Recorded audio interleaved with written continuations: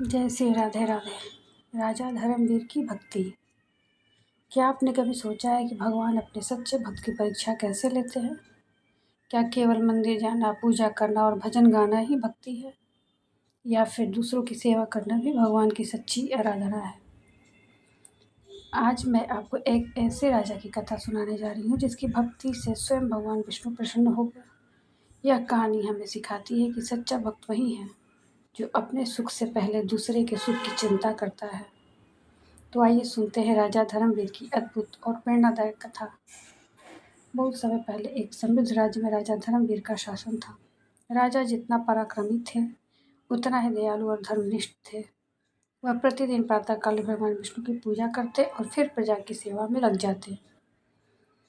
उसकी प्रजा उसे पिता के समान सम्मान देती थी।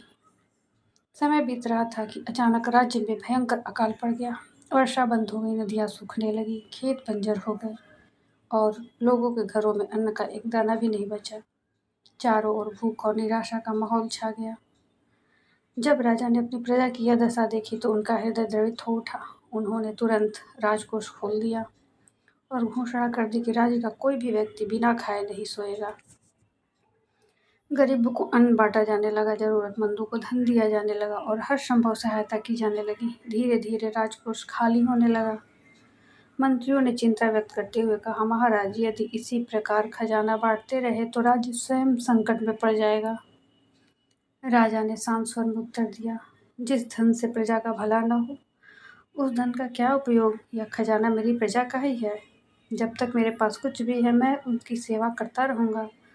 राजा की यही भावना देखकर भगवान विष्णु ने उनकी परीक्षा लेने का निश्चय किया।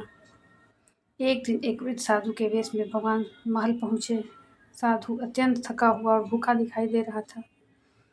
उसने राजा से कहा, राजन, कई दिनों से भूखा हूँ, यदि संभव हो तो भोजन करा दीजिए। संयोग से उस समय महल में केवल उतना ही भोजन बचा था जो राजा के लिए रखा गया था। राजा ने बिना एक क्षण सोचे वह भोजन साधु को अर्पित कर दिया। साधु ने भोजन करने के बाद कहा, राजन, अब मुझे रात्रि विश्राम के लिए स्थान चाहिए। राजा ने अपना निजी कक्ष भी साधु को दे दिया और स्वयं महल के बाहर भूमि पर सो गए। उस रात अचानक दिव्य प्रकाश से पूरा महल जगमगा उठा। साधु का रूप बदल गया और वहां स्वयं भगवान विष्णु प्रकट हो गए। भगवान ने कहा, राजन, मैं तुम्हारी भक्ति की परीक्षा लेने आया था। तुमने अपने सुख, अपने भोजन और अपने आराम का त्याग करके अतिथि और प्रजा की सेवा की। यही सच्ची भक्ति है। जो प्राणी मात्र में भगवान को देखता है वही मेरा प्रिय भक्त होता है। राजा धर्मवीर की आंखों से आंसू बहने लगे। वह भगवान के चरणों में गिर पड़े। भगवान विष्णु ने प्रसन्न होकर आशीर्वाद दिया, आज से तुम्हारे राज्य में कभी अन्न और धन की कमी नहीं हुई।